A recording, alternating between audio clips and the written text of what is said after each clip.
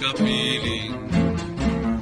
Kung naglalaba sa pagsimoy ng hangin, sa tabi ng patisan, awit ko'y napapansin.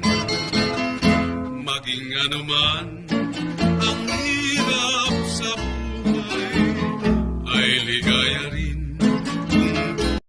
My name is Lani, taga Santa Rosa po ako.